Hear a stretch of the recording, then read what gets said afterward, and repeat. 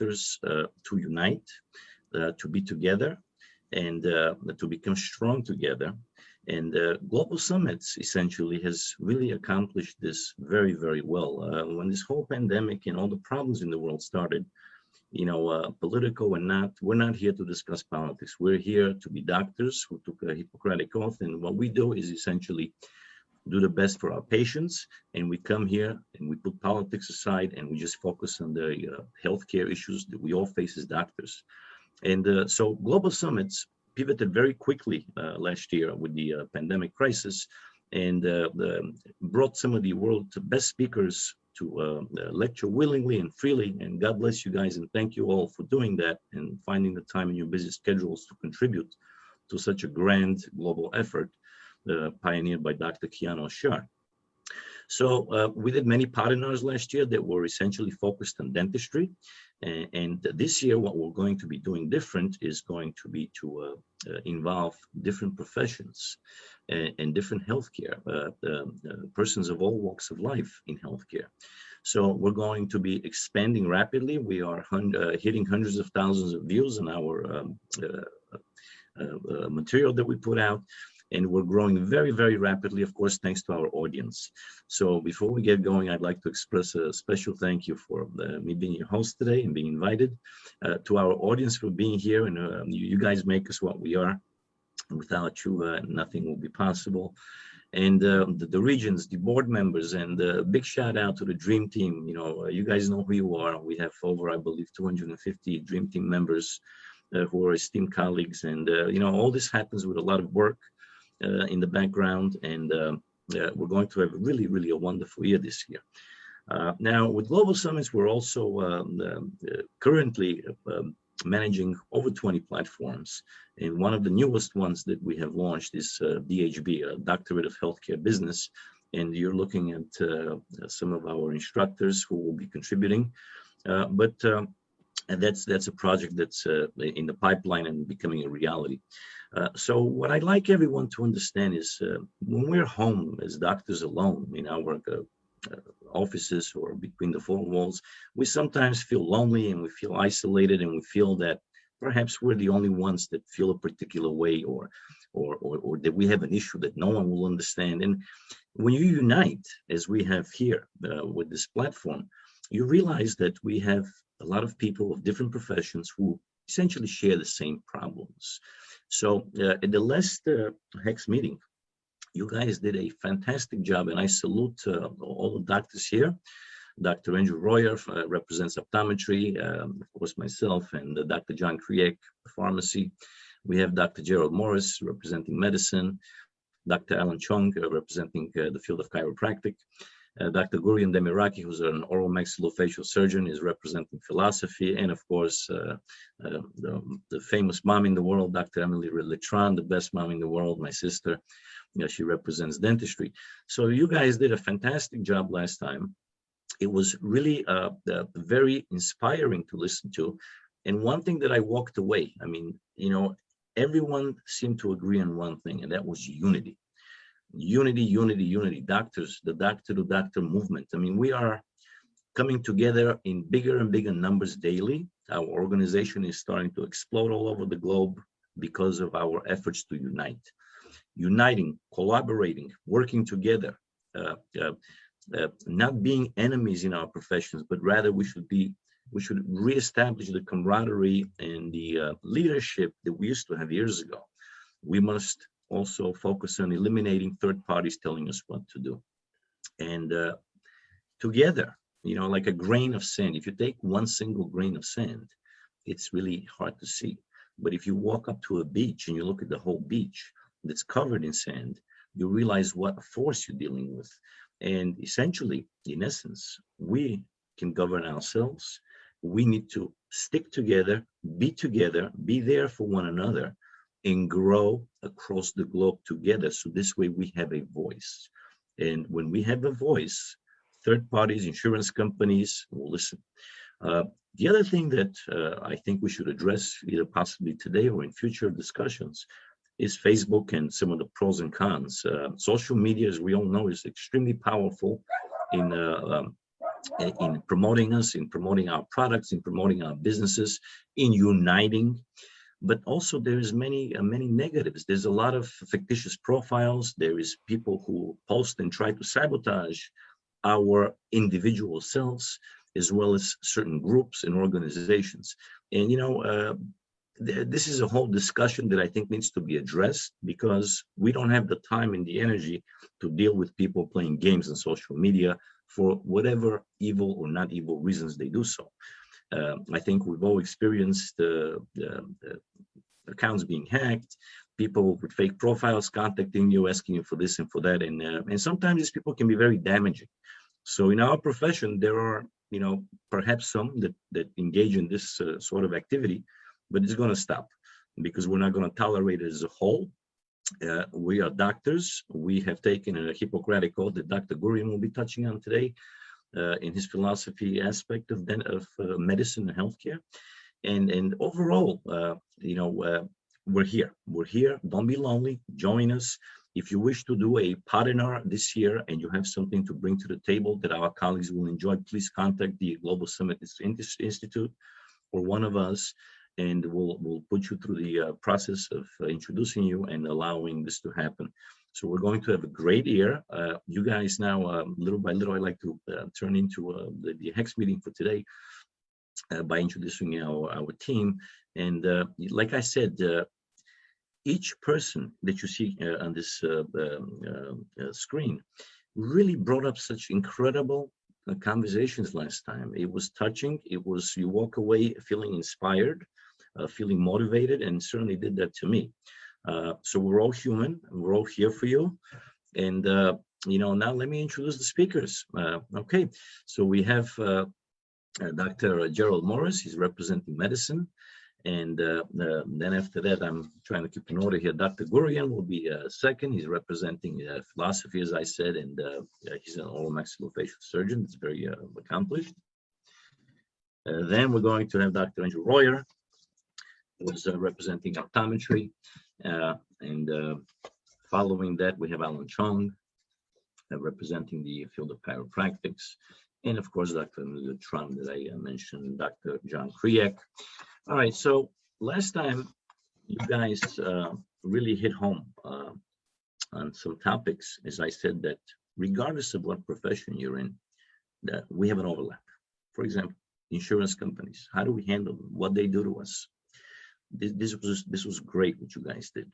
But once again, I want unity. I want all of you to realize out there, our audience, that we are here, all of us, to take medicine to the next level. I look at this as a somewhat of a mini revolution that's occurring in the healthcare industry, because we're sick and tired of third parties interfering with our lives. And who suffers at the end? Our patients. There's a lot of confusion. So Dr. Gerald Morris, I'd like to start the meeting by turning the podium over to you. And please enlighten us with your thoughts. All right, guys, it's a pleasure to be here today with all of you wonderful doctors. Dr. Krastev, thank you for the introduction. My name is Dr. Gerald Morris. A quick tidbit about myself. I am from the Caribbean, lovely island of Jamaica. I went to med school in Grenada and finished off residency in New Jersey, Seton Hall program, internal medicine. Over the last 10 years, I've been practicing primary care medicine here in Arizona. I share a private practice with my wife, who's also a board certified internal medicine physician. I also did a little extra work because, let's face it, I have a lot of free time. So I did some extra stuff in obesity medicine and became board certified in that as well. So my passions have been and always have been to help people. And what I see as a primary care doc is a lot of obesity, a lot of diseases stemming from the disease of obesity. And so I've shifted my focus now to helping patients, medically supervised to lose weight, along with still doing some primary care, obviously. Now, last time I spoke, we did touch on a lot of things, that a lot of commonalities we all share in our different industries. And the one big one I know Dr. Krastev brought up was the whole insurance industry and how to navigate that. I don't think that we can we can deal. I think we more have to navigate, and honestly, as a group, figure out ways to survive without needing that whole insurance model for day to day. In the last year, in 2020, we saw many practices close down because of the pandemic. And what happened is numbers dropped. And as numbers drop, what you find is patients didn't come in, doctors' offices didn't get revenue, so they had to close. Dentist offices as well, so they had to close. So I think we need to look at, in this year 2021 and moving forward, revenue streams that are going to help your practice or help our practices, all of us, grow without the worry of, am I going to get reimbursed for this thing? Because I mean, the middleman here has been and will always be the insurance companies, always. So and patients need to begin to understand that, and it all starts with education, like I mentioned last time. So education for us as professionals, and also for the layperson, so they know, okay, we're building something to cut out the middleman, to honestly make healthcare a lot more accessible and affordable for everyone, and importantly, keep our doors open so we can help more and more and more patients as we progress. Another thing that I think is key, I know Dr. Krastev talked about social media, and we're going to touch on that some more, I'm sure, but that is huge. It's not going anywhere. Social media is not going anywhere. It's the new gorilla in the room. It's the new 800-pound gorilla. So as a group, we tend to shy away from these new things, and I think now we need to embrace it. We need to grab it by the neck and embrace it, and leverage it for the growth and betterment of our practices, and also to put a lot of good information out there. Social media is fraught, filled with misinformation. Let's face it. So if we can be a voice of reason, or even a place that people can go online to get good, solid, health information, I think that alone is going to be huge moving forward. And going back to the whole unity that Dr. Krastev was talking about, that is key. I think for any group to survive, everyone has to be on the same page, or at least moving towards the same goal.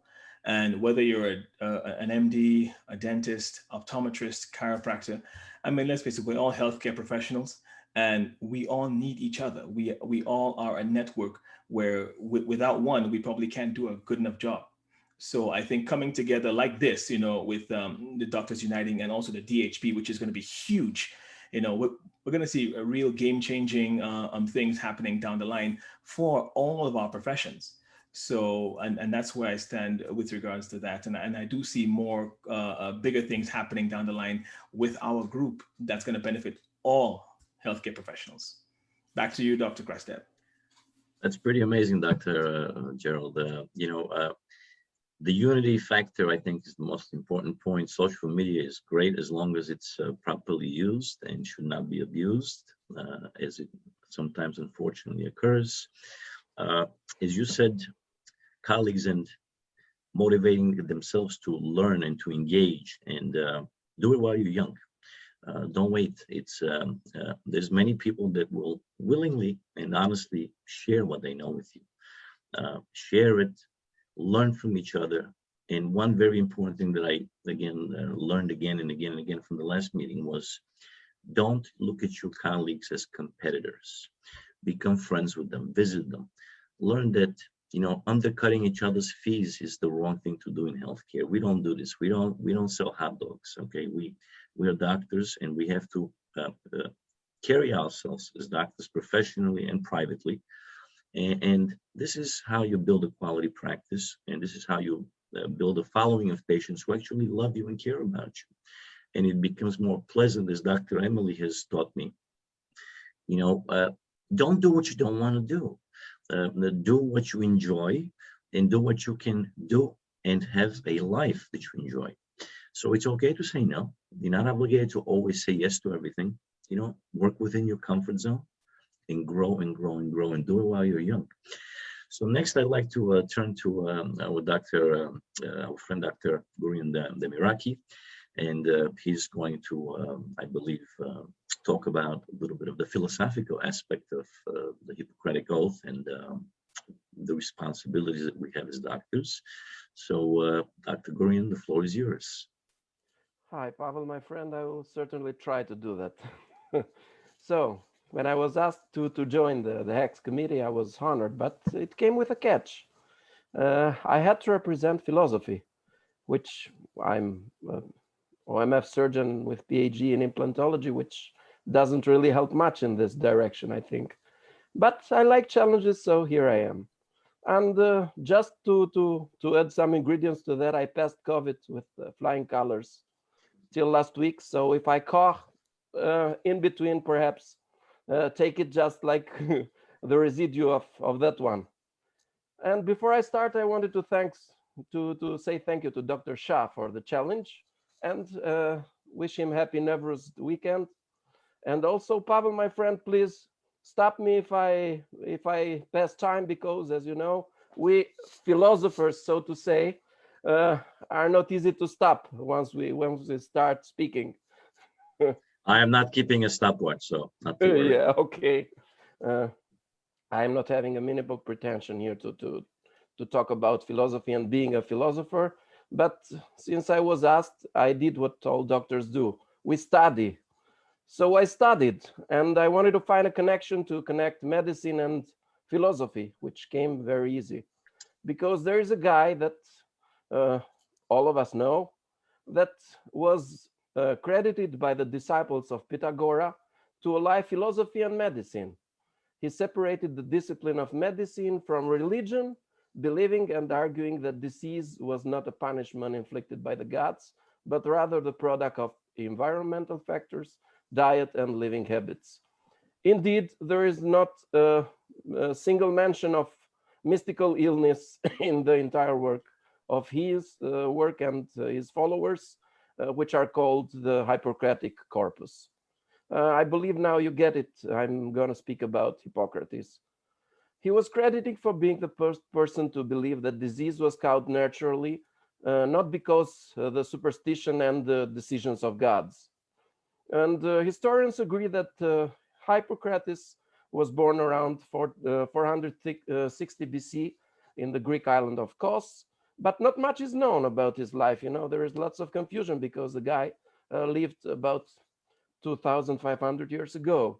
But there are lots of mentions from him from other philosophers such as Plato, which describes Hippocrates as Hippocrates of Kos, the Asclepiad, because there are other 3 or 4 ones. There was his grandfather, Hippocrates the First, which I don't think you know, and 2 of his grandsons also was called Hippocrates. But one of the works that we mostly know of him is that his whole life was spent doing medicine and that he died in a very old age. His work passed from generation to generation, but the oath of Hippocrates is something that is found in old papyruses, and so we have it now. In the 60s, the oath was changed to require utmost respect for human life from its beginning, because as it can be understandable, the oath was 2,500 years old, and it started with mentioning the gods of medicine, which now wasn't so much needed. And so Louis Lasagna changed, dean of the School of Medicine of Tufts, changed it in the version that is now known. And I'm going to citate it and recite it for you because I think we have forgotten it. I really believe we have taken the oath, most of us, but we have forgotten it during the time and we don't understand really what's going on in there. So just doing some statistics, in 1989, in a survey to the 126 US medical schools, only about 13% of them were using the declaration of and the Hippocratic oath, which changed later in 1993. It was about 14%. And in a survey in 2000, then we see that most of the schools are using one kind of an oath. Was it a Hippocratic oath or something else? But they were using this one. Latest citation that I found were in the year 2015 and 17, which I will citate.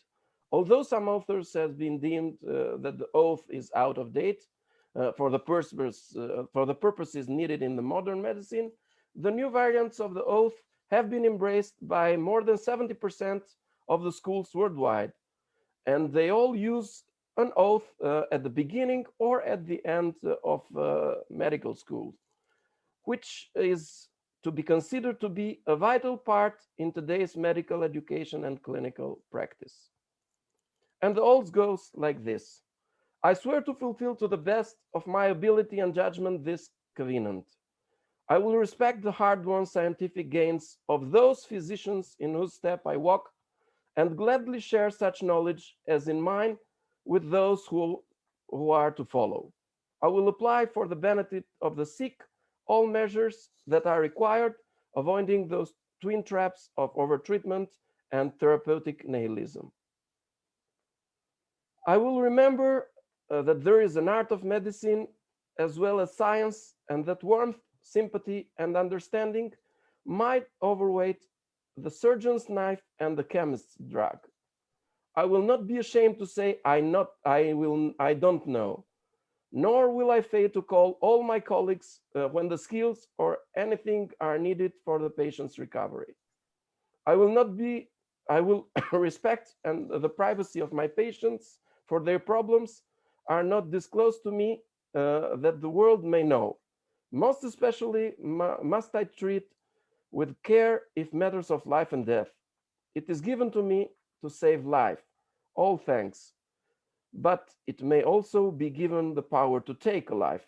With awesome responsibility must be faced with great humbleness and awareness of my own frailty. Above all, I must not play God. I will remember that I do not treat a fever chart, a cancerous growth, but a sick human being whose illness may affect the person's family and economic stability. My responsibility includes these related problems, as if I care adequately for the sick. I will prevent disease whenever I can, for prevention is preferable to cure. I will remember that I remain a member of society with special obligations to all my fellow human beings, those sound of mind and body as well as the infirm. If I do not violate this oath, may I enjoy life and art, respected while I live and remembered with affection thereafter. May I always act so as to preserve the finest tradition of my calling, and may I long experience the joy of healing those who seek my help. Well, guys, when I see this oath, it is the respect for those who teach us, respect for our colleagues, and for our patients. Are we really doing this? Do we really respect our teachers, our colleagues? I see every day we envy our colleagues. Let's face it. I see it on Facebook too. You see a case, a guy posts it, and there are 20 other guys there either saying you did it wrong and trying to find a catch, or either saying there could have been better. And then the next day you see someone else post something similar just to show that he can. Is it true, Pavel? Yeah. Well, that's such a great point you bring up. Yeah. I mean, the Hippocratic Oath is obviously something that we all should subscribe to, and I certainly do. I try my best to do. But before I talk about that, but I'm not finished. Yeah, but I just want to. We're philosophers. When we start, we don't stop. Yeah. Go ahead. Give me two more minutes. I'm finishing. Sure. Hopefully I finish good. So, guys, it is a competition which is not good, I think. So it's not a good competition. Competition is good, but if it's brought with lack of respect, it is not. It brings nothing good to us. Big Pharma wants us divided. We know. Sellers of technology unite together against us. Prices are getting higher every day. I mean, if you get a piece of paper that is used for everything else, if it say it's used for medicine, that it's going to cost 10 to 100 times more. It is so, which is not right. Insurance companies also unite against us. Lawyers can't wait to see us do something wrong, or to get someone to sue us for something presumably that we did. But I think that the problem is us. If we don't unite, if we don't respect each other, they're going to do so. If we reunite, no one can break us. No one is powerful enough to break well-studied people like medicine people. I mean, we study the hardest, I believe, No one can argue that medicine school is one of the toughest around. And we work have the hardest, I believe. We work night and day, and this is something that not many professions can say to do. We have much stress, which is also coming with our profession, that we save or we take lives, as a matter of fact. And this has to bring us theoretically in the top of the food chain, but it is not going so. Why is it that? We are being controlled to work for others, and they gain from our work, and they become richer in our sacrifices. I believe it's something that should change. And I thank you for hearing me in this 10 minutes, I believe. Thank you, Pavel. Well, Thank you, listen, friends. it's thank you for the wisdom that you just shared with us. You touched on some incredible points regarding the Hippocratic Oath. As I was starting to say, uh, we have an obligation to diagnose, to explain thoroughly to our patients what we can do and what we cannot do, because as you mentioned, we are not gods.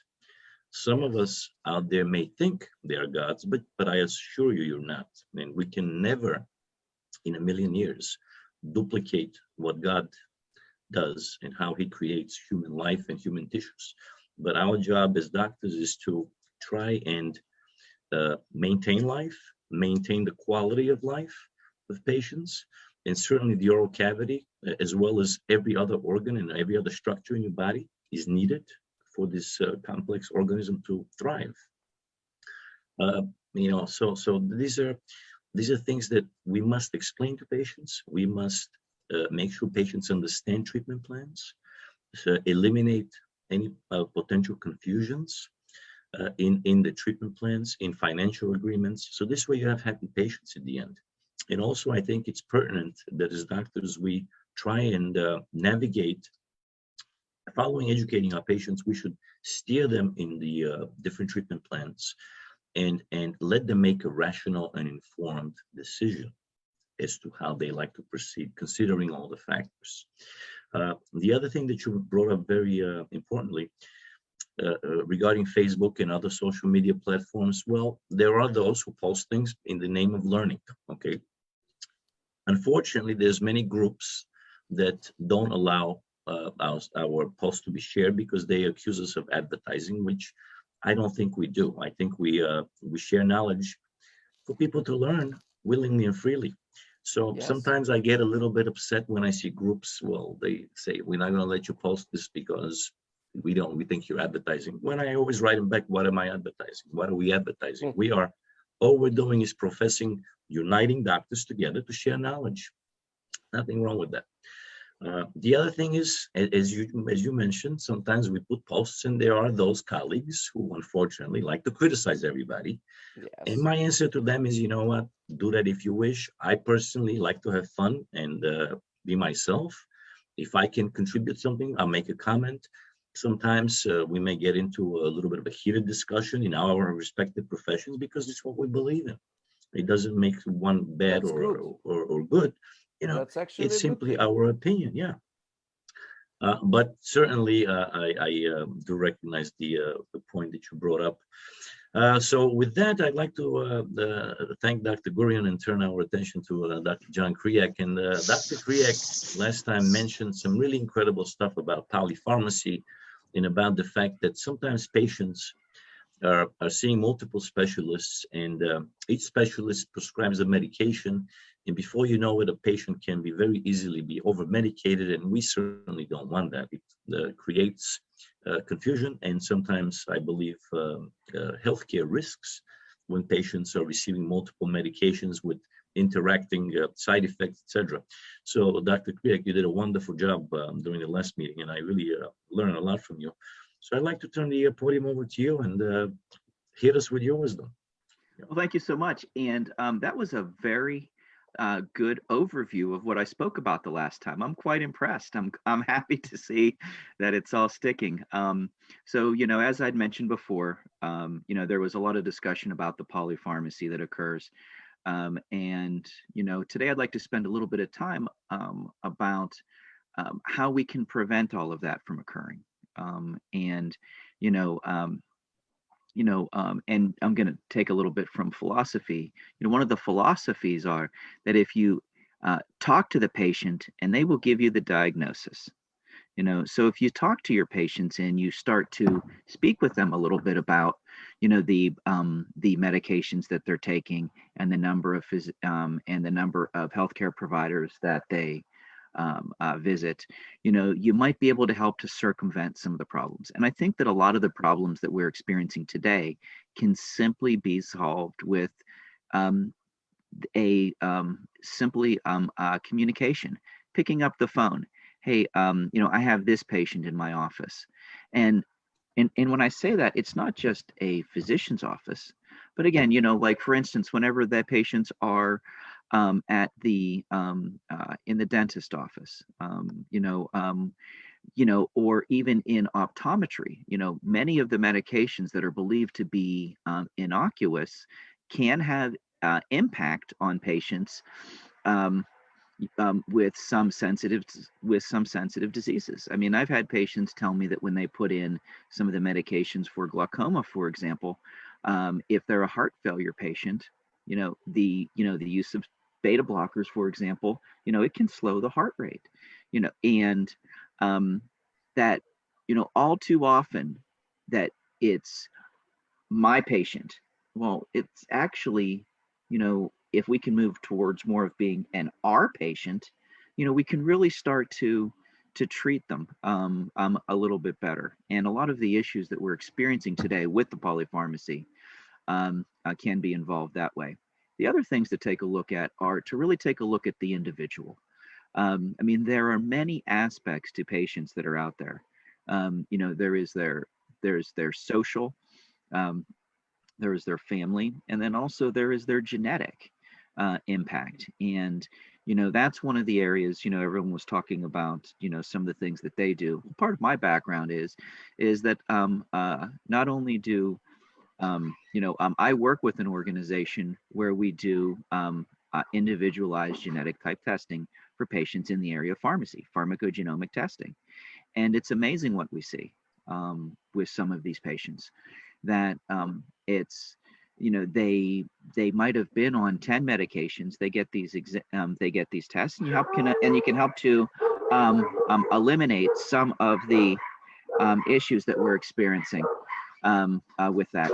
And that's one of the things. And then so also, and I think lastly, I'd like to kind of wrap things up when talking about that. I really like the example at the beginning about the grain of sand.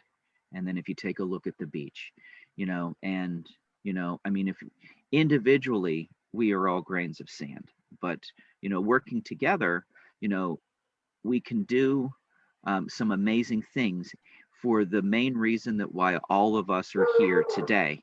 And that is to treat patients. We are here to help those in front of us. And there's a variety of ways in which we can do that. I am excited and I'm honored to be part of this group. And I'm happy that some of the things that I discussed the last time were observed. So I appreciate that, Dr. Krastev. So with that, I will turn it back to you, sir. Fantastic. And yeah, I paid close attention to you. Can you guys hear me, by the way? Okay, great. Sorry about that. I listened to your last session very, very in much detail. And one thing that really, I almost felt sorry for you is when you said that when you talk to different specialists, and sometimes they are using the same meds over and over for the same patient. And how do you pick which specialist you tell, well, I'm going to ask you if you can kindly stop your medication because, for example, Dr. Gerald Morris gave him this medication already in a different form. How do you not offend people? I mean, it's a hard call. How do you manage that? It's really difficult for me to imagine myself being put in that situation. It must make your job difficult. But anyway, so let us turn our podium now to Dr. Andrew Royer from optometry. And of course, we all need our eyes to do what we do, regardless of what field you're in, or I'm in, or or for that matter, whatever you do in your life, you need your eyes. So Dr. Roy also did a fantastic job last time and brought some really touching points across. And Dr. Roy, the podium is yours. Thank you. I'm honored to be invited back and being part of this Doctor movement. I'm a little bit about myself. I'm in St. Louis, Missouri. I'm on my 16th year. Hard to believe I'm saying 16 years out of school and in the profession. I've been in a number of areas of practice. Optometry has different divisions, if you will. There's the commercial setting, private practice, group settings, hospital-based settings. And throughout those different settings, there's the coveted doctor-patient relationship. And it used to be much stronger than what it is now. I'd like to say that it is 100% doctor-patient. We can control what we prescribe, what the patient understands, and the course of treatment they want to take. But that's unfortunately been taken from us. We've hit on insurance as a primary cause. That's not the only one, and the system needs to be circumvented. It was I was relieved to hear that the commonalities from chiropractic, medicine, pharmacy, dentistry, we all run across the insurance beast, if you will. And I think coming together, that's the only way to circumvent. Insurance has its role in medicine. But I think together we can circumvent that and make changes. Ultimately, like Dr. Kroc had mentioned, is that we're all here for patient care, and it's helping our patients any way we can. That is our ultimate desire. Embracing change. There's a lot of change that has come about. Telemedicine is one of those changes that the pandemic has kind of highlighted. There's a little bit of an uproar in the optometry field as to how do we embrace this, how do we use it. It definitely has its role, and as long as patient education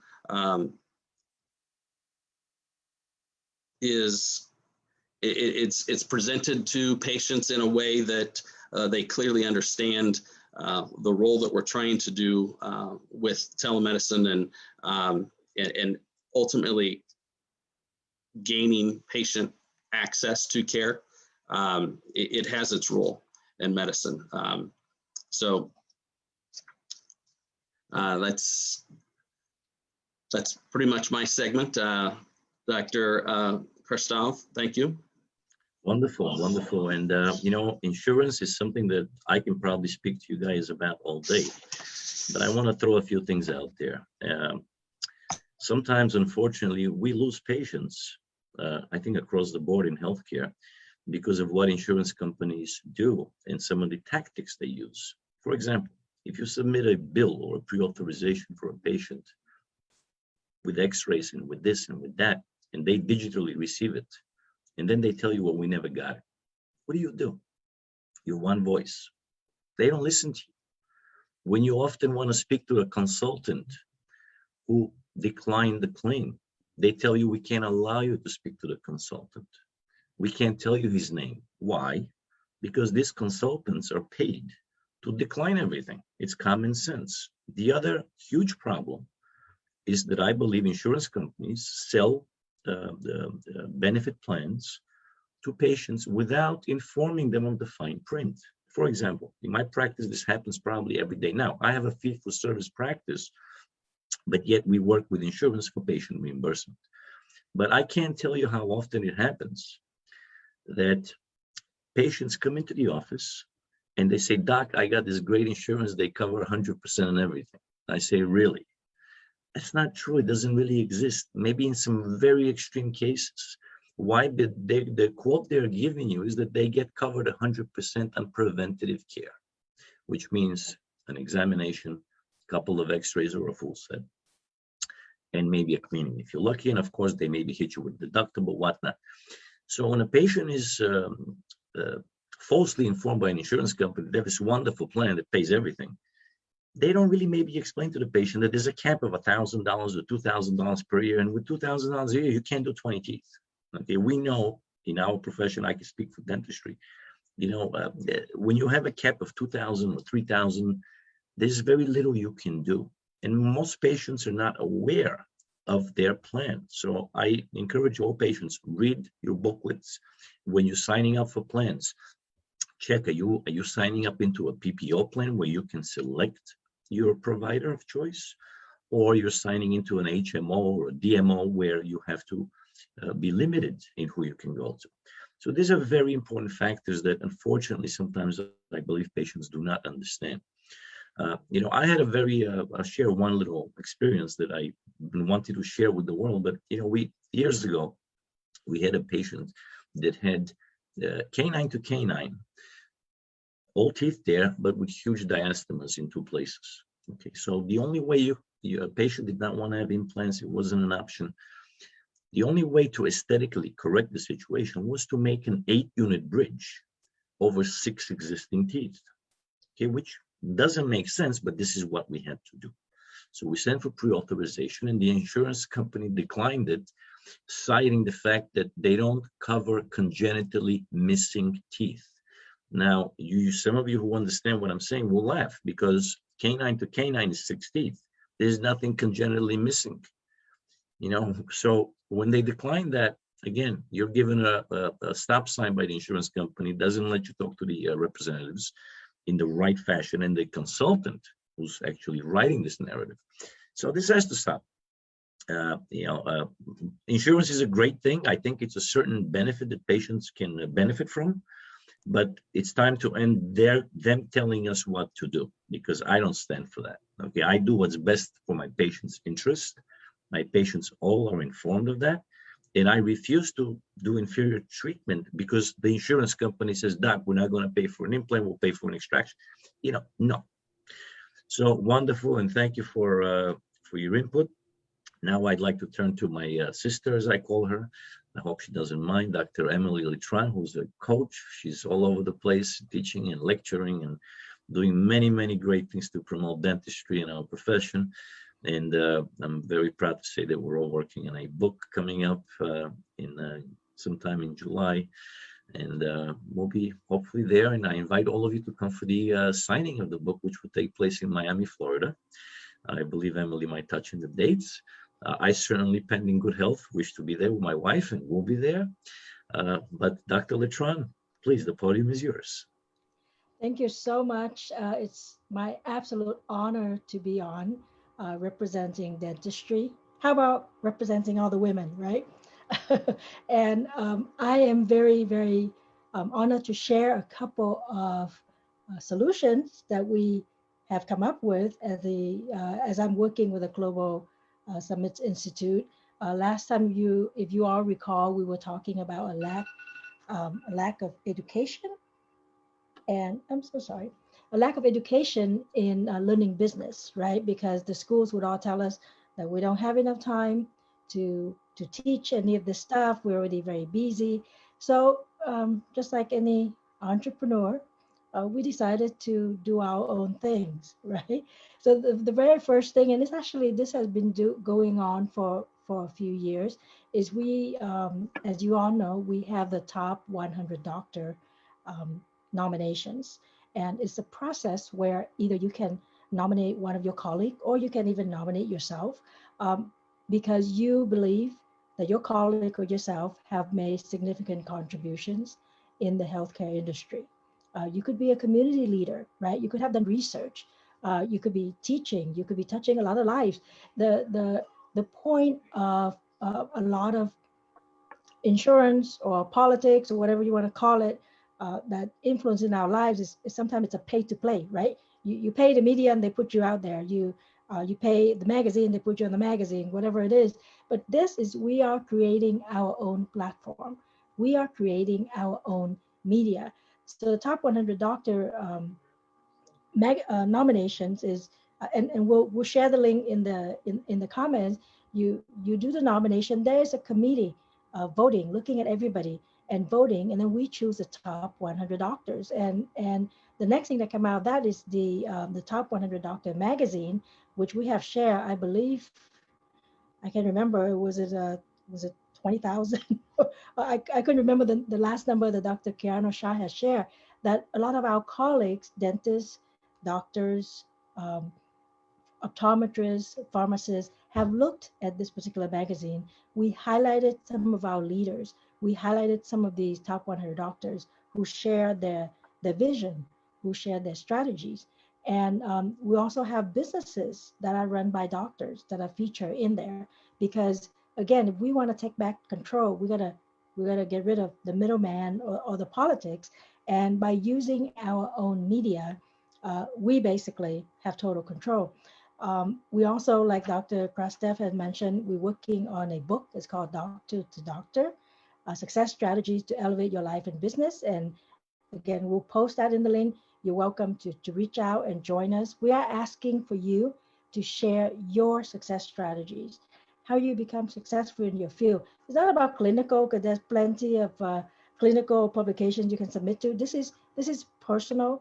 This is business. How you have advanced over the years, and everybody knows sometimes just because you work for a long time, it doesn't mean that you know everything, right? Sometimes it depends on your journey, your education, your where you've worked, where you've served. It will build up that experience for you. And I think the ultimate thing that we've done is we are starting a universal school of health. And again, we're just going to intervene.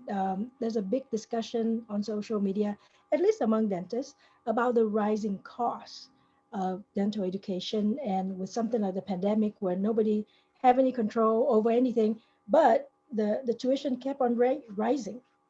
And it makes it difficult, it makes it stressful for the student. So we start out first with the Doctor of Healthcare Business, the Doctorate of Healthcare Business program, where we're going to be focusing on teaching business acumen, marketing, research, and this answer to the challenge that we discussed last time is, hey, if you didn't get it in your 4-year education or professional school, get it here, invest it here. The next step is we're gonna open up schools of different verticals, dentistry, medicine, optometry, etc. And my vision for that is we're going to be teaching business in there, right? We're going to be the only school that's going to be teaching business in the professional school. The jokes among us dentists is, what is the Krebs cycle, right? And I'll give this credit to Dr. Paul Goodman. I actually don't remember the Krebs cycle. Does it matter? I don't think it matters. Maybe we just need to see the picture. Maybe we don't need a whole lecture.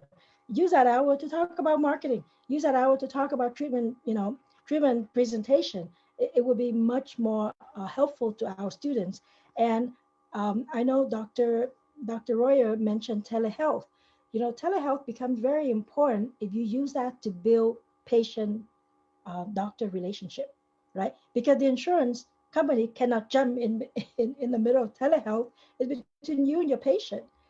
Yes, they might want to try to pay for it, but you have that first opportunity to connect with your patient. They didn't look you up in a directory somewhere, right? If they find you, they're going to talk to you. They're going to ask you certain questions. You build that relationship. They may come into your office using insurance, whatever the insurance is. But if you have that particular relationship with the patient, you pretty much can talk to them about anything. If they trust you, and you tell them your insurance doesn't cover this is actually the best part, the best treatment for you, they're going to go with you. I am in Southern California. I have 2 practices, and we have a mixed HMO, PPO, and kind of everything under the sun.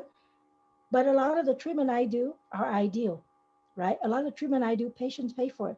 Why? Because I believe that we've established that relationship with the patient, and that's why the patient trusts us and go with us. And on, you know, following right along that, when you have patient communication, I think that is so vital. Sometimes I work with clients, they want to invest in a laser, right? They want to invest in some chat box on their website.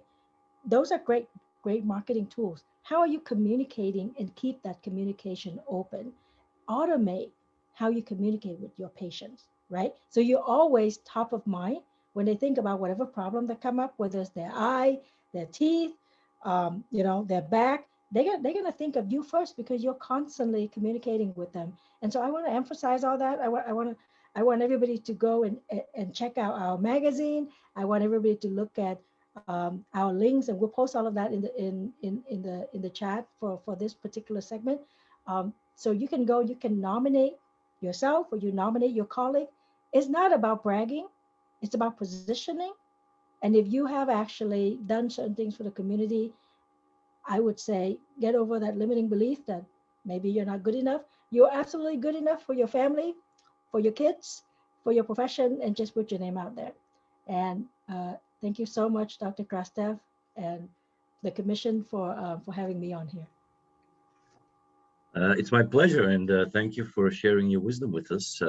You know, hearing what you said brings me back to an old saying: the more you learn, the more you realize how little you know.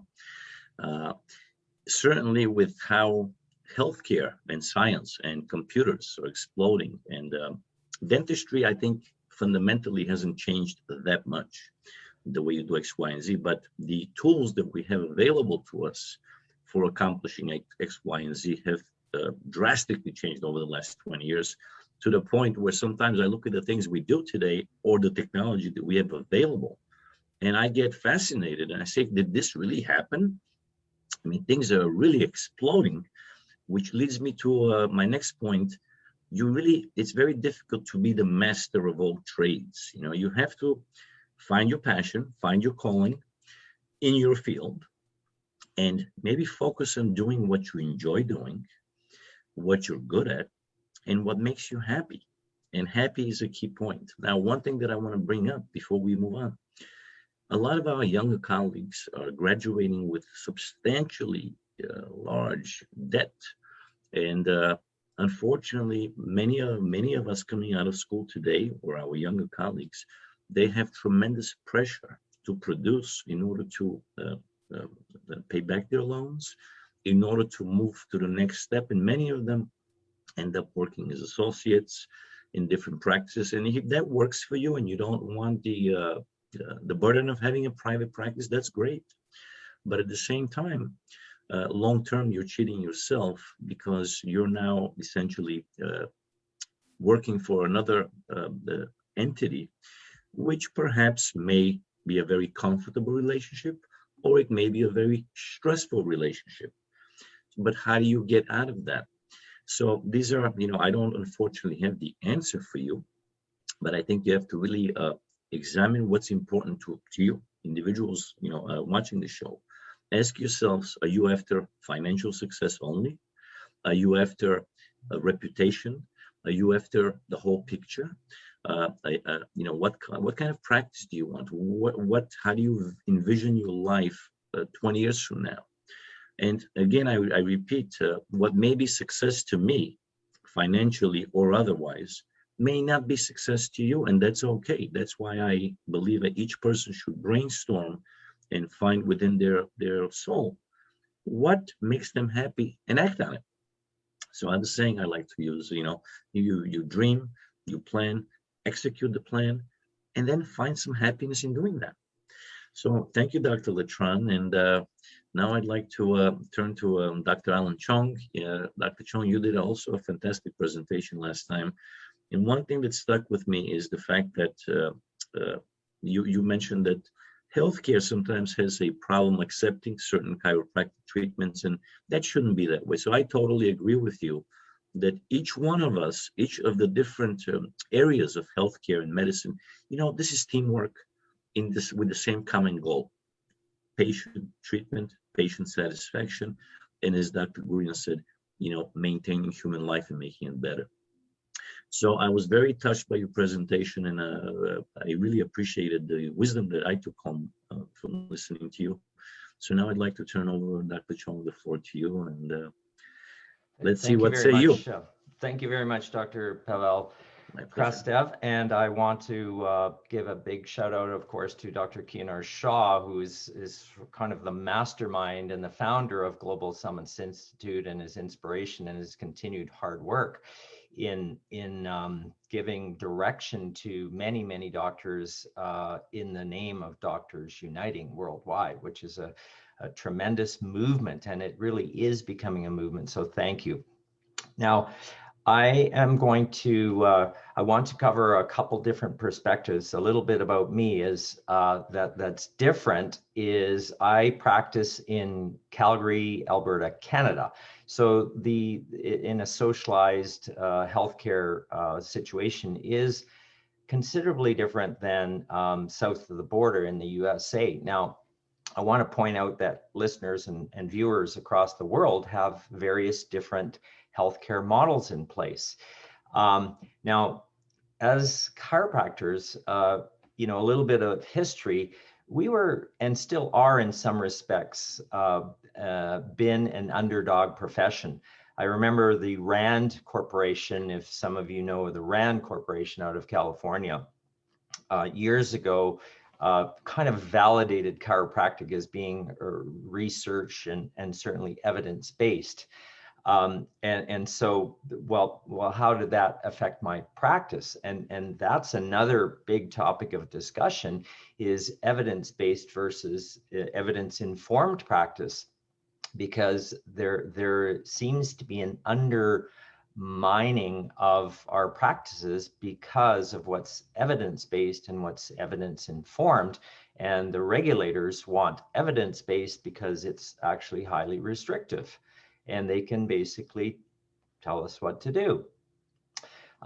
So being somewhat of an underdog profession, we've always had to deal with, when I say we, many chiropractors in various jurisdictions didn't have coverage.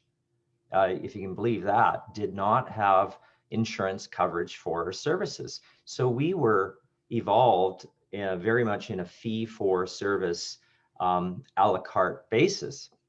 So imagine that if your practice all of a sudden were turned to a fee-for-service, non-covered, non-insured, what would that be? That would be a shakeup. And then, of course, we're all experiencing delisting of services, and we can view that as control, right, Dr. Krastev? We can view that as control, or we can view that as opportunity. And as Dr. Latran mentioned, I love the fact that she pointed out that when we are practicing client-based, client-centered care, we have to listen to actually what the patient wants, because many are willing to pay for at least a substantial portion or all of, like most of my services are not covered. And I own 3 clinics, a specialty clinic within one of my clinics, 2 locations in Calgary, Alberta, Canada. And I too have gone through the COVID scares and where our practices were shut down for a period of time. So there is the survival that needs to occur. And the unique perspective that I come from, both in a socialized medicine perspective, chiropractic used to be partially covered. Now it's basically been totally delisted by government insurance, but third-party carriers have had picked up some of that, a lot of that slack actually.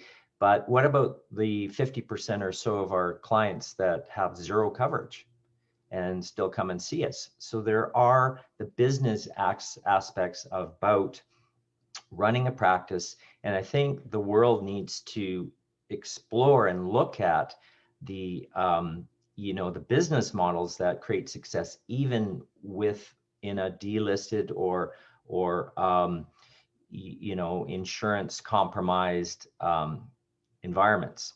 So that's food for thought for all of the viewers, including our panel here. But it is a unique perspective that chiropractic was not highly covered or not covered at all. And I know, speaking to some of my colleagues through interviewing through my Practice Mastery podcast, part of the great thing that I get out of that, and people can go to that Practice Mastery podcast anywhere where you get your podcasts, is a different perspectives from various different practitioners on what the different models of practice are and how they've been able to create success.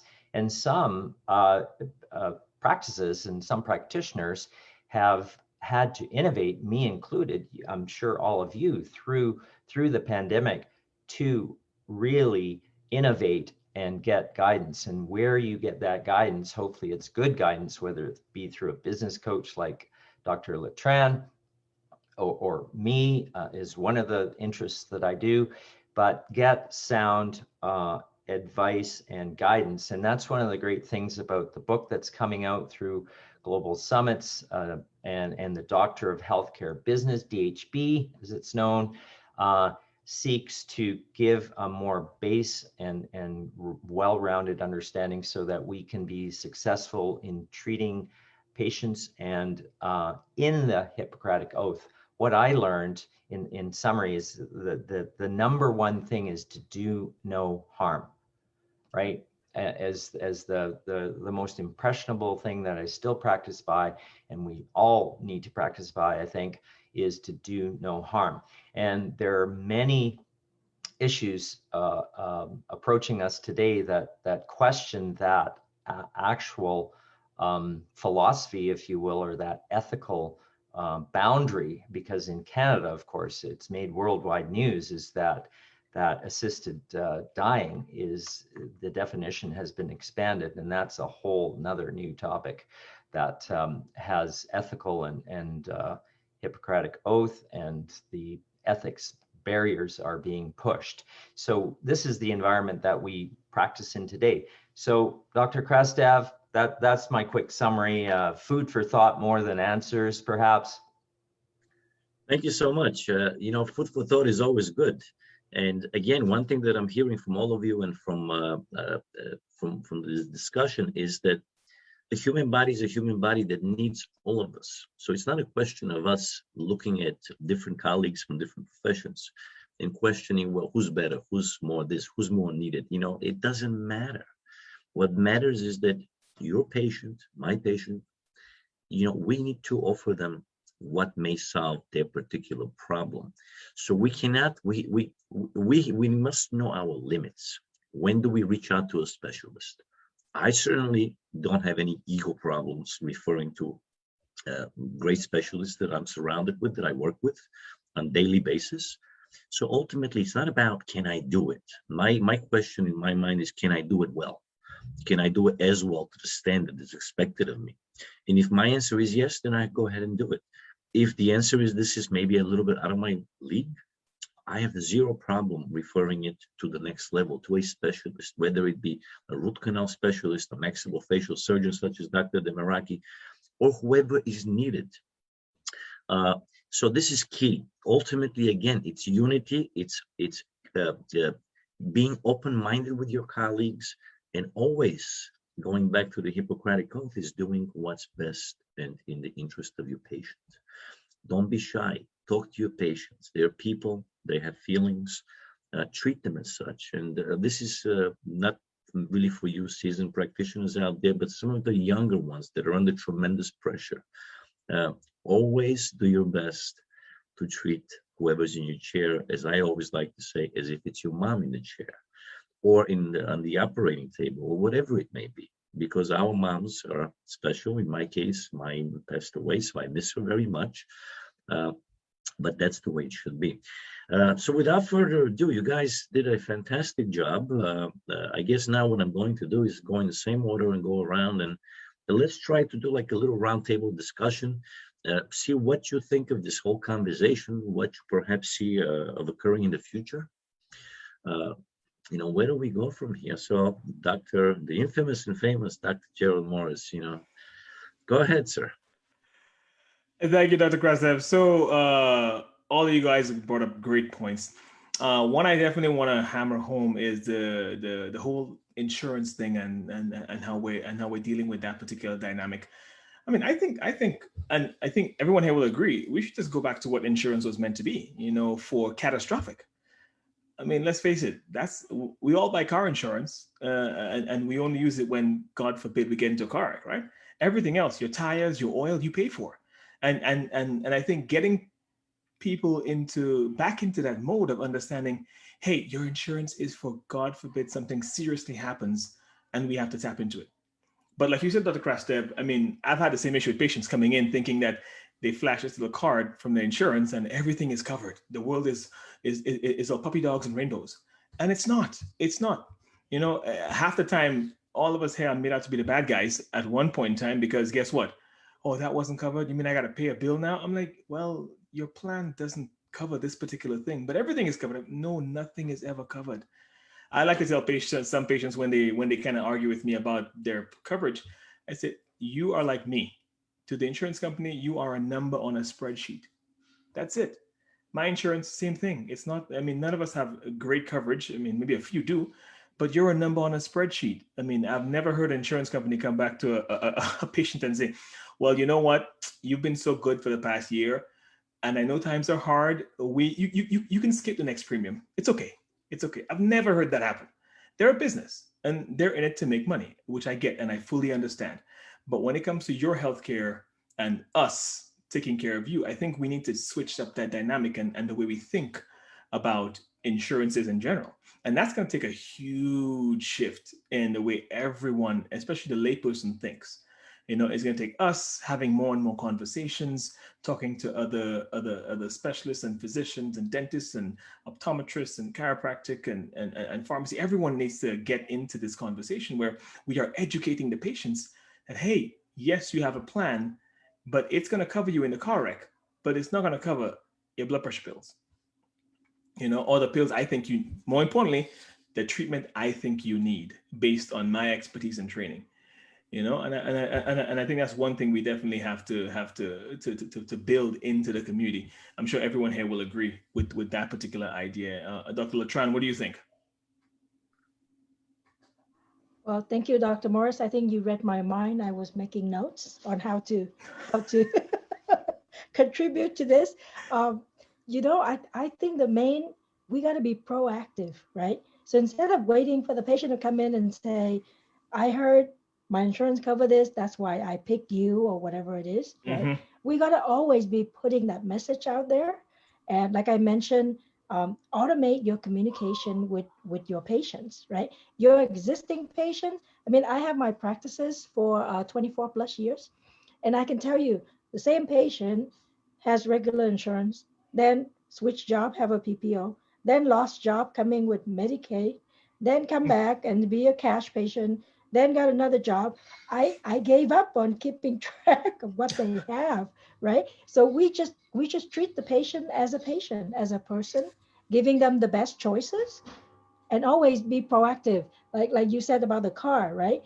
If you or your treatment coordinator, whoever come in and talk to the patient, always be proactive and say, it's great that you have insurance. Your insurance covers some stuff and not others. So they come in, they already know it's not 100% covered. Mm-hmm. And I think that's the best conversation you could have. It's a conversation that if you automate that dialogue with your patient, let's say you send out a newsletter, right? Or you send out once a month email communication. Bring it up as a scenario. One of our recent patients came in and have insurance X, and we had this discussion that not all insurances cover everything. Same thing go for Dr. Krayak. I'm sure I have a patient, I give them a prescription, they come back and say, can you give me something generic, right? And I go, ask the pharmacist, because I don't know what all the different generic names are, right? I don't really want to keep up with it. It's not my job. If I write a broad spectrum antibiotics, I think it would be nice if you just ask your pharmacist, which one does my insurance cover? And then the pharmacist can just talk to me and say, hey, I want to give the patient X. So in that case, you do take care of your patient, you do let them take advantage of their insurance, but you, at the same time, if they want the insurance to dictate whatever medication they want to take, it's on them. It's not on us. We give them the best treatment plan. We give them the best treatment options. They make that decision. But the only way to make sure that they understand it is so to educate them to a certain extent about what they have. And unfortunately, we do have to get into that conversation. But if you automate it and it goes in the email, you don't have to talk to them face to face, right? They can just read it and they already know. They got a weird insurance, something that's not going to cover them 100%. Do you do communication with your patients all the time? Yeah, I do. And the thing is with regards to that, I think they also, patients need some skin in the game. I mean, just coming and expecting those of us here on this panel and those of us who are professionals to be able to already know what their plan covers. I mean, that it cannot fly anymore. And I mean, I have patients, I tell them, what does your book say? Oh, what book? I mean, when you signed up for this insurance, they should have given you access to a really thick book of covered medications and non-covered medications. So, I mean, I've had to tell some patients, hey, listen, here's what I want to put you on, drug X. It's the best, okay? It's in the class of this. So send out to the pharmacy. And I personally don't think it's fair to, to stress out Dr. Krayak in the pharmacy while he's trying to fill out 2,000 prescriptions in a week or in 2 days, most times, and then have him and I go back and forth with regards to this isn't covered and that's not covered, because he doesn't work for the insurance company. I don't work for the insurance company. I don't know what it covers. So, I mean, patients need to now have some skin in the game. So I've had some patients bring their books in, and yes, it took me a little time, but now they know where to look for the information. So that way, when I say, hey, I want to prescribe you this one, they can go to the book. Oh yeah, it's actually a tier 2, tier 3, or tier 4, whatever the tier may be. Yeah, I can afford that, or we go through it together, and I'm happy to do that, because anything to limit the back and forth, because back and forth always leads to errors. At some point in time, you're going to get an error where I've sent 3 different medications to the pharmacy, and lo and behold, by accident, the first one got filled, second one didn't, and the third one got filled, unbeknownst to me, because let's face it, messages get dropped, and then the patient comes back, and I'm like, why are you on 2 beta blockers? Oh, you prescribed it. I'm like, no. Remember the first one, you told me that you couldn't afford it. Well, I did. I just paid for it, but you told me you couldn't. And our discussion was I was going to change, and everyone else followed, but patient didn't have enough skin in the game, in my opinion, to understand that this is your healthcare. Okay, and once again, that goes back to the insurance, the fact that everyone is just hanging their hats and on the fact that this particular entity covers everything. And I really do honestly want us to go back to a time where when you had insurance, it was to cover catastrophic, which is what it should be. Everything else, you got to realize that it costs money, because while you're paying $1,200 a month for your premium for your insurance, I mean, let's face it, that's what, I think $14,400 a year, about somewhere around that, in that ballpark, a year for insurance. And if you never see the physician, that's money you just gave to the insurance company, $14,000, as opposed to, you know what, let me scale it back. I want the bare minimum in case I get into the hospital, which would be a cheaper plan, obviously, and then, I'll just pay for my fee for service when I see the physician. I only see him twice a year. I'll see him twice a year. I think you'd come out a little bit better on that. I know. What do you guys think? Dr. Chong, what do you think? I just want to clarify real quick. I don't mean to pass the patient over to Dr. Krayak to overwhelm him. Of course you did. Of course you did. I got you. Of course you did. Actually, I did. Well, my whole point is, if I tell the patient, basically what I'm indirectly telling the patient is, you need to know your stuff. You need to know what your insurance cover, whether it's a generic or it's the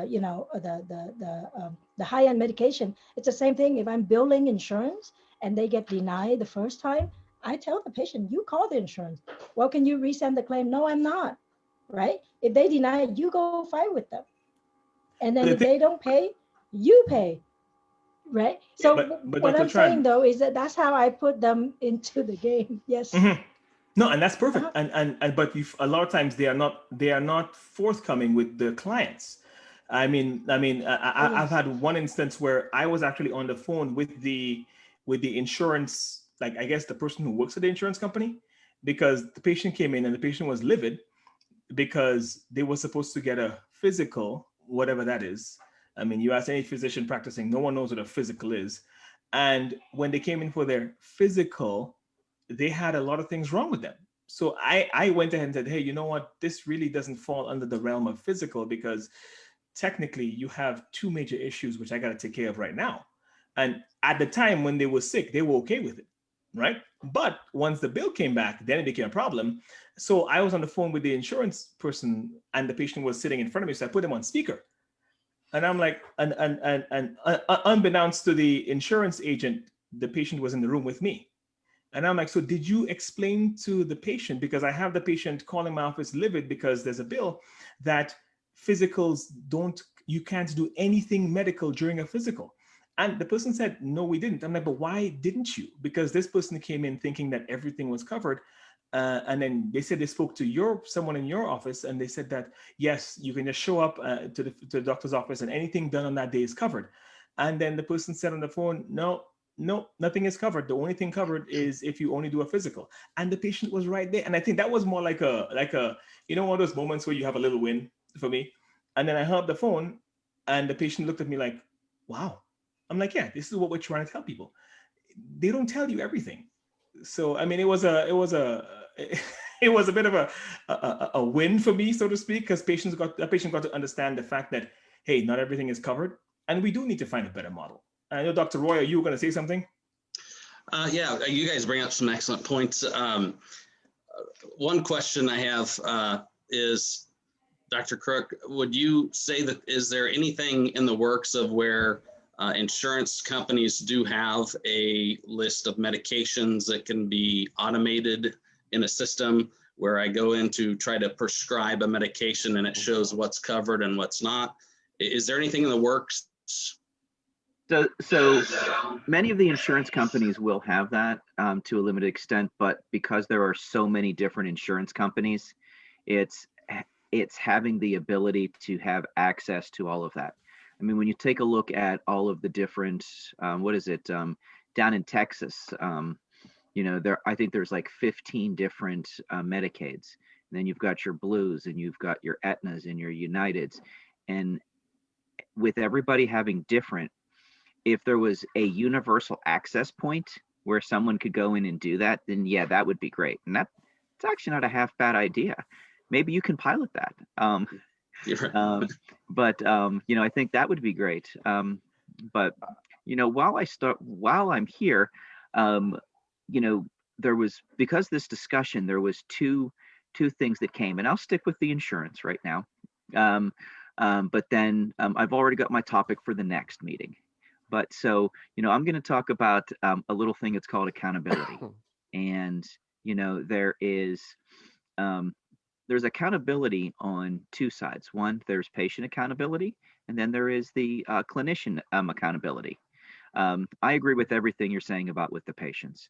And many times that's patients and people in general will become a little too entitled, where it's, hey, you take care of it. You take care of me. It's your problem. Well, that's not really 100% my problem. But with that being said, I want to pose the scenario for, give a little appetizer for the next session, and that's accountability between clinicians. One of the things that I do see a lot of issues and problems with is where no clinician wants to make adjustments, or they might identify that there's a problem, but leave it alone. Instead of taking the time to help to correct that problem that patient has with another clinician. Because not all clinicians are great clinicians. Just because you have a doctor in front of your name or you've gone to school doesn't make you a good clinician. So having the accountability to help those and to fix things when you can, is something that I'm looking forward to discussing more in more detail next time. But I think that kind of goes through. But like, I could not agree more with the discussion between, doctors Morris, Latran, and Royer about the patient accountability on, hey, let them put some skin in the game. Let them do some things for themselves. But then again, on the other hand, whenever we as clinicians see that there's an issue with something that we can fix, it's not a matter of whether that's clinician might yell at us or have a little bit of conflict with us. So what? It's we're here to treat that patient in front of us, and a difficult patient might actually involve another difficult clinician, but that's another discussion for next time. I want to share a quick story. My son is in a 5-year pharmacy program, and he's in his 3rd year, and he has a license as a pharmacy technician. And this is a 20 years old kid. He is entitled, right? Because everything has been very smooth. And and the very first few days he went to work, he came home and said, I can't believe this patient was getting upset at me, because I guess he was at the counter to give the medication. And the patient said, well, why didn't my insurance cover this? Right? So this little 20-year-old he told me in the back of his head, he's thinking, why the F didn't you ask this when you drop off the prescription? But he said, sir, you should have asked this when you drop off your prescription. And the patient said, I want to talk to the manager, right? Because you can't answer my question. And so I told him, I said, well, maybe because you look young, so people trust the age. So if you brought your manager, they'll listen to the manager. And he said, yes, but the manager is 1 year older than me, right? So the whole point is the patient, and I'm sure the patient is older, didn't want to be accountable, right? He didn't want to be accountable to understand the coverage of his medication. He never disclosed that when he dropped off the prescription. And it goes back to, I think, let's say, whether we're the dentist or the optometrist or the chiropractor, whenever we gave that patient the prescription, all you need to do is say something like, you need to check if your insurance covers this medication, right? That it's a one-liner, but it put the ball in the patient's court, that the patient need to know that when they go and have it filled out. And I think it's going to be a great discussion on accountability. I think sometimes some of us don't have the courage to deal with a difficult patient. So we just pass the patient along, like go ask the next doctor, go ask the pharmacist, right? And we may be giving the patient a prescription that we know for a fact that is not covered. But just have that difficult conversation there, so the patient understand that before he goes to the next referral. Can I say something? Yeah, I was about to say, let's hear from Dr. Demiraki and hear his input. We are here and we are just putting ourselves in between our patients. It shouldn't be so. It should be the patient to be, going against their insurance company. They are paying them, not us. We are paid to do our best and to help them in their health problems. And saying so, emphasizing, I'm doing the best for you, that means it's not that your insurance, whichever they want to do for you, is the best for you. What I do is the best for you. So this patient who's paying money to an insurance company should go and check with them that. So they should go and be against them, not against us. Insurance companies are putting our patients against us and saying that doctors aren't always doing the best for you. But it's not so. If you limit us, then we're going to do what we can with what the limits we have, and we shouldn't have these limits.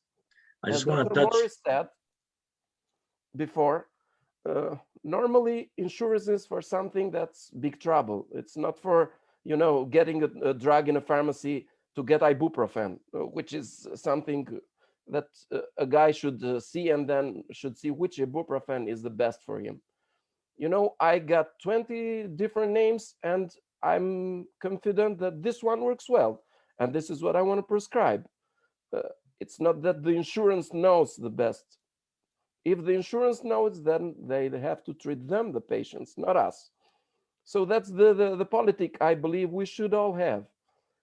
They put our patients against us. We should put our patients against them. That's the right policy to do. 20 years before, my mother, which was also a dentist, if you say to a patient, this tooth has to be extracted, then the guy would say, okay, doc, let's do it. If the guy, you say the same thing now, then he's going to say, oh, but my insurance would say, why don't you try to treat this tooth? Or I read in the internet that someone else can treat this tooth that you want to extract me. So people are having opinions and bad reactions because they are attracted to do so. Politicians and insurance companies, they pay lots of money to do so. We can't pay money, but we have our patients. The patients have our trust. And if a patient has your trust, be sure that they will go against the company for you, because health is not something that you can buy. If I may jump in, Emily, for 1 second. Yes, You bring up some amazing points, but here's something that I want to throw in the equation, which probably is a little bit repetitive. But there's two types of patients. There's patients who only judge their quality of care by how much. They don't care what's done. They don't, as long as they can eat or chew, or they just care bottom line, how much. And I educate patients in my practice all the time that there is crowns and there's crowns and there's crowns. And I'm sure that goes to across the board now. But what do you do when you're a young guy coming out of school? You're working as an associate. You have loads of loans to pay, okay? And you have some corporation in a third-party setting, who's not even a dentist, telling you the code. You're going to do this. You're not going to do that. You're going to do 5 fillings. You're going to do 3 root canals. I don't allow that kind of stuff in my practice. I laugh at this kind of situations. There's no way, hell on earth, I'm going to allow an insurance company to dictate what I do with my patients. And I clearly hammer this to death with my patients and say, look, this is what you need. These are the options. These are your insurance benefits. And usually, as we know in dentistry, the insurance factor of how much coverage they will actually give that patient is that much out of the bigger cases. Yes. And then this essentially starts to affect the doctor-patient bond. It starts to affect the Hippocratic Oath, because there are, unfortunately, there are some practitioners who only care about making money. This is very sad. It saddens me in particular, because you have a human being and you have an oath to follow, and you have to do what's in the best interest of that patient, not your pocket and not your boss, especially if your boss is a third party office sitting in a building somewhere 5 states away, as Dr. Shah often says, telling you what to do. Unacceptable. We have to stop this unfortunate situation that occurs between patients starting to turn against doctors, assuming the insurance companies are telling them factual stuff. It's got to stop. It's ridiculous. Yes. We are at war, and we have to act so. Unfortunately, so we can't go with it. Well, there are some, guys. It has to do with everyone's integrity, but the majority of us doesn't agree with what's going on. So we have to fight back. It's not that we can stay there and go with it. You check the book, Dr. Morris. I don't agree. I don't have time to check books of 20 different insurance companies. I've done my studies, and I'm studying for something.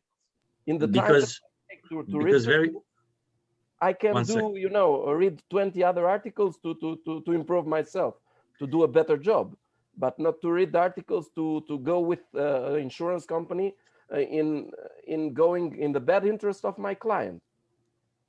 I just want to make a note here, and it has to do with Dr. Gurian talking about the oath, right? And Dr. Krayak talking about the accountability, is that we have to have accountability with ourselves. We mentioned several times that we need to serve the patient. So if you have a patient in your office, whichever kind of office you have, and you already give them whatever the best choice is, and I don't know if you guys may have the same thing. You give them the best choice and they want to pick the crappiest one. Like, doctor, why don't you just pull out this tooth because it's the cheapest, right? I have many times tell them to go somewhere else. Yeah. I can pull out the tooth, but it's not the right choice for them. I'm going to Yes, ask them so. to go somewhere else, right? Yes, they may need a lot of treatment after that. It's cheaper to pull out the tooth now and not fix it, or you plan for the extraction implant, whatever it is, right? So the choice is so easy. It's either $100 or $5,000. I mean, anybody's going to go for the $100, but I would tell them all the the options. But if I really think that that tooth should not come out, I will refuse treatment. I will ask the patient to go somewhere else, and I stick with my oath, and I stick with my accountability, which is I'm doing what's best for the patient. So a lot of time I think with us, we are not keeping ourselves accountable. And I don't mean we, but as a whole healthcare profession, right? Sometimes we don't keep ourselves accountable. Or maybe you should just do don't take insurance assignment.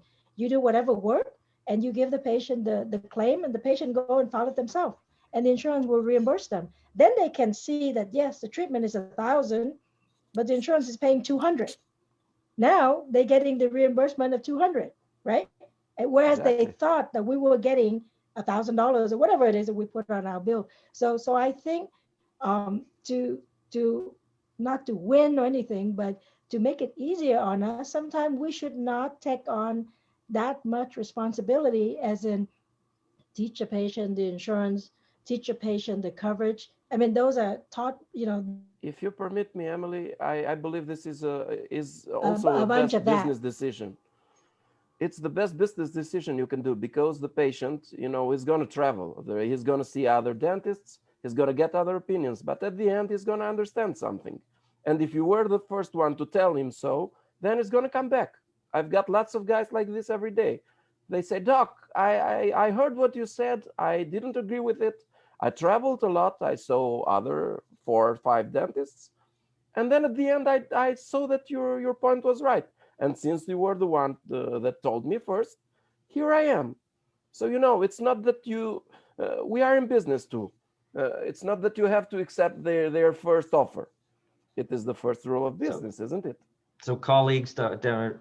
Demiraki and Dr. Letran, I would say, observing all this conversation, is that the underlying, what I know works, is expectation management. And I think that's what we're talking about with patients and insurance companies. I stay clear of, I have my staff deal with, we don't know whether that's covered or not. We bill you first. We do have a means of direct billing, which has been great for practice. That's unique to us, but we don't determine if it doesn't go through the portal. We say, you're going to have to pay first, and you look into and here is the fee. And we typically say that, well, if you have coverage, it might cover this much, but it typically does not cover it all. So that's expectation management from the front that I don't want to have to deal with. But the other thing we do as clinicians have to speak to our patients being on a one-on-one basis, is to be comfortable with explaining why we choose and are recommending the particular treatment plan A or treatment plan B, or ultimately the third choice is, and most clinicians, especially young clinicians, will be afraid to say this, is move along and get another opinion, right? Because I can't help you. Right? Because if you opt for no treatment or just to wait, well, that's not a great practice management tool, but in a sense, it is expectation management, because sometimes they're just shopping you out. And I think we need to distance ourselves from insurance. It's a necessary evil, if you will. It is reality. But we are in the most educated, yet the paradox is the most uneducated or screwed up patient population out there, because the expectations are so off due to advertising or whatever. So accountability is a great topic, and self accountability, like Dr. Letran says, as a clinician, you should be, if you have the control to manage your clinic to some degree. Sometimes you have to work with your establishment if you work in a group setting and you're not the owner. I mean, if you're not the decision maker, it is a tough position. However, These are things that can come up. This is practice management stuff. If I can jump in for a second, guys, and everything you guys are saying is wonderful and very, very enlightening. Here is something with that I want to hit home again. We must educate our patients. We must discuss everything in detail. We must inform them of what recommendations we make, aside, nothing to do with insurance. This is why we recommend it, because this is the best for you. As Dr. Electron said, or someone else before, if a patient does not want the type of service that they individually get provided in your office, because you actually be a sole provider in your practice perhaps, and then they want to go outside and experience what it's like to walk into a clinic that has 20 providers, different people treating you every day, different people with different styles, with different mentalities, and then you end up, I hate to say this, but in many cases having inferior treatment performed because nobody knows what's going on. And then when you put the insurance equation into this equation, it becomes a mess. So in my practice, I have patients who I encourage. I say, look, if you want to go for a second or third opinion before we start treatment, it's my pleasure. Here's a copy of your x-rays. I encourage it. But if patients feel comfortable in getting that treatment where there's so many providers, so many cooks in the kitchen, as I like to say, it becomes tough. And I don't like to work with patients like that. And I've had the situation where I've had to part paths with certain patients who simply don't view dentistry and healthcare the way I view it. It has happened, and it's unfortunate, but we have to also know at our limit to say no at times. I think as dentists and as doctors of different professions, sometimes we demand too much from ourselves, and we want to please the patient, but there comes a point, there's only so much you can please someone. And it took me many years in practice of trying to bend over backwards for people and always trying to please them. It comes a point where you have to provide the service to the best of your ability, but don't be railroaded in. And I want the younger colleagues out there to listen to what I'm saying, because when you're young, you have a tendency to not have enough experience to make these calls. And sometimes you get railroaded in doing things that you really would not do had you not been coerced, let's say, into doing something. So these are all important points. So third parties, guys, we have to take control over. We have to organize ourselves further. I believe we need to unite even further and make those grains of sand even bigger and bigger. And then I believe we really will be able to have even more power and more leverage in making healthcare a better place to be for all patients. So I guess we've all touched on some really amazing points here today. Little by little, I'd like to start closing the show. Perhaps each one of you will come up and recommend what you will see in the future, what you see, what's coming out of this discussion. Please, Dr. Morris, if we can start with you. All right, so we see the bottom line is we need a better way of being able to practice, especially dealing with the whole insurance model. Whether it stays or goes, who knows, but we need a better way of doing it. So I think, and the DHB and the Health Commission, I think we're going to come up with some great ideas moving forward. What's coming up big on the horizon for healthcare, and I want to touch on it next time, is social media. That's where I think we need to definitely leverage a ton.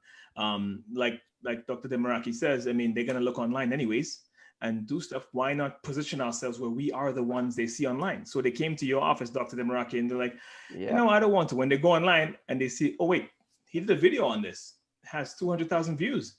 So you become a subject matter expert. And I think we all are subject matter experts, but people nowadays, sadly, only believe what they see on TV, so or on their small screens. So if we can put ourselves on these small screens, that's going to make our lives much easier. And honestly, make the practice of medicine, dentistry, optometry, chiropractic, pharmacy a lot easier moving forward, I think. So the future, social media. Thank you, Dr. Morris. Dr. Kriak, what would you like to say in closing? What do you foresee for the future? What sustainable path do we have, as Dr. Shah likes to ask? What's sustainable for the future? how, aside from continuing to unite and aside from involving more and more colleagues as we explode all over the world, because our cause is very good, we're uniting. You know, who can argue that? You know, who can come, you know, politicians, they argue all the time, but we're not politicians, we're doctors. We agree on this. We agree that we have a common goal. You know, we're not Democrats versus Republicans here. All united for one cause. So what do you think, Dr. Kriak? So, well, thank you very much. And I just wanted to say thanks to everybody in the group today. I mean, this was a very enlightening meeting. And you know, one of the things that, you know, just to highlight and to expand upon with a little bit with Dr. Morris is I completely concur. Social media is excellent and is also the way of the future. But I also see, you know, a way to increase communication between all of the clinicians. You know, if the pandemic has taught us one thing, it is that we don't need to be face to face to communicate and to get our messages across and to work together. And if there is a way to do that without that is so that isn't so hindered in the future, then maybe that's something that we can work with. And I'm going to say, you know, for the future, what do I see? I see increased individualization of patient regimens, and realizing that each person, you might have 10 people that are the same age, same weight, same sex in front of you, and each of them may be a little bit, you know, may need to be treated differently. And that's so I think more and more individualization of medicine is what I see in the future. Wonderful, wonderful. Thank you for your comment. Dr. Chong, what say you in regard to where we're going from here? Well, again, being from Canada and having a little different perspective than the highly commercialized medicine that I see south of the border. But however, that's not unique in the world, because the norm is where people don't have coverage and they can only pay for what they can pay for. And it's amazing to me, even in my practice in Calgary practices, that the people that get it understand how they want to look after themselves. They will pay, and their first question is not, is this covered? So decentralization is decreased dependency as practitioners, as doctors, on coverage, I think is a great global movement, and to have a better way and to actually have great business practices that support that model, so that it's not a totally scary world out there. It is a sustainable world to have that. And of course, I would like to see you know, medications that are essential to be much more affordable. And of course, that's a totally different topic of government and policies and stuff. So, you know, that's definitely what I see coming up. Dr. Royer, what say you? Unmute. Sorry about that. Thank you. I would like to touch a little bit on what Dr. Latran had mentioned earlier. The Global Summit Institute and Doctor movement kind of started out in the field of dentistry, and we are branching out, seeking new minds in the fields of optometry, medicine, philosophy, pharmacology, chiropractic, every field. And the top 100 doctors nominations have gone out. Those individuals have been selected based on their dedication academically, entrepreneurship, and dedication to their fields. And we're looking for more doctors, more minds. We can't do this just individual. So please look for those nominations. Nominate yourself if you feel that this is something that you want to be involved in, and we're going to continue to build each year on those nomination classes. Absolutely fantastic point you bring up. That's I personally also would recommend exactly as Dr. Royer said. Join us. Don't be shy. Don't be afraid. We all have stage fright. We're all human. Sometimes public speaking is fun. Sometimes it's challenging, but we're not here to judge anyone. We're here to work with you, to share experiences, good and bad, and to unite us further. So, Dr. Emily, what would you like to say in closing? Yes, thank you. It's been great being part of the group and being able to share some insights. I would say one of the most important thing for all of us to do is to invest in ourselves, right? To invest in knowing how to talk to the patient. Dr. Alan Chong talked about managing expectations. Sometimes we can't manage expectations unless we are self-educated, right? And I'm sure Dr. Morris and all of the other doctors will agree. We know up here, but how we communicate with our patients and make it very clear, or maybe challenge them to make the decision based on their own accountability. Sometimes it's hard. It's hard to have a difficult conversation. So I'm so glad to be part of the Global Summits Institute. We are putting out platforms where you can learn the Doctorate of Healthcare Business. The school is for, you're already a doctor. You need some additional education on business management and growing your business. Invest in that, right? Join our, top 100 doctor. Read the magazine. Look at all of the insights that people are sharing. A lot of the insights on, what would I do if I were to go back, from the beginning. A lot of it is, I want to learn more business. I want to learn how to communicate. I want to learn more about myself, right? Grow myself.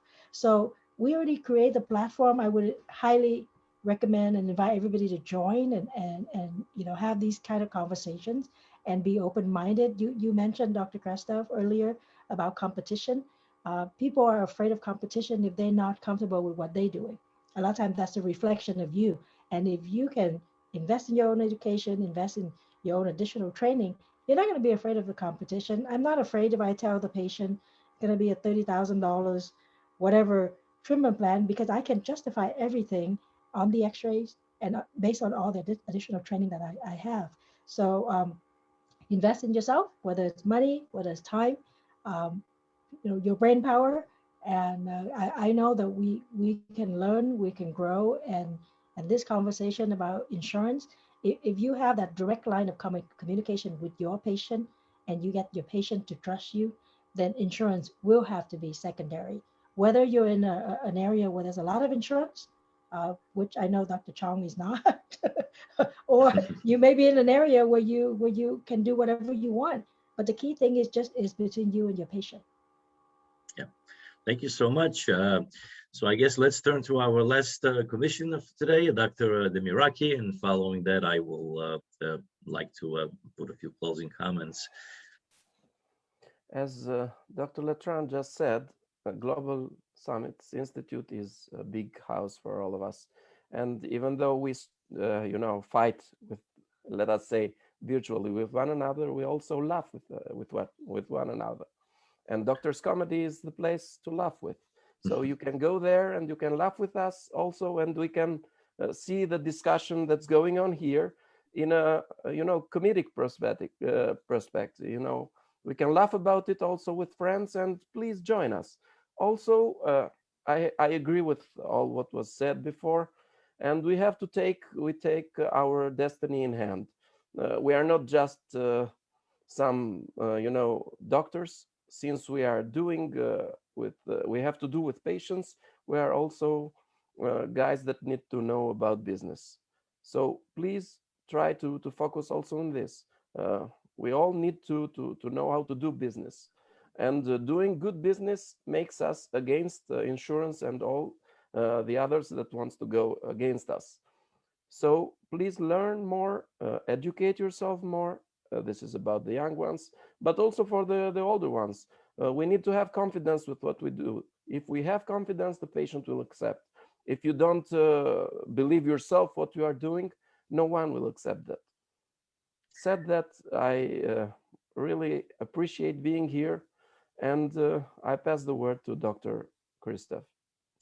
Thank you so much, commissioners. I want to take this opportunity to thank each and every one of you for being here today with us and for giving me the opportunity to be a part of this. You each have brought some amazing points across, and for our audience, I'd like to thank all of you for joining us, and please consider joining us in Global Summit. Follow us starting May 1st. We're going to be doing some incredible work with some amazing speakers. And once again, I want to thank Global Summits and Dr. Kiana Shah for pioneering this entire endeavor, and now DHB, and a lot of good things happening, my dear friends and colleagues. And one thing I certainly walk away from here each time I listen to this is unity, collaboration, working together with one another, being friends, true friends, genuine friends. Not that doesn't mean we cannot argue. We can always argue, but arguments that are constructive rather than destructive. And I think as our organization continues to flourish forward, our leveraging power will increase, and we're looking for growth. We're looking, let this keep going, because this is a movement that can only benefit all of our patients across the globe. Healthcare as a whole should become stronger and more bonded, and this we're on the right track. If we were not on the right track, we wouldn't be here, and we wouldn't be having the following that we've developed over the years. So please join us, and I love you all, and pleasure to be here. And our audience, you're number one, and kisses to all of you. Thank you so much for joining us. Thank you.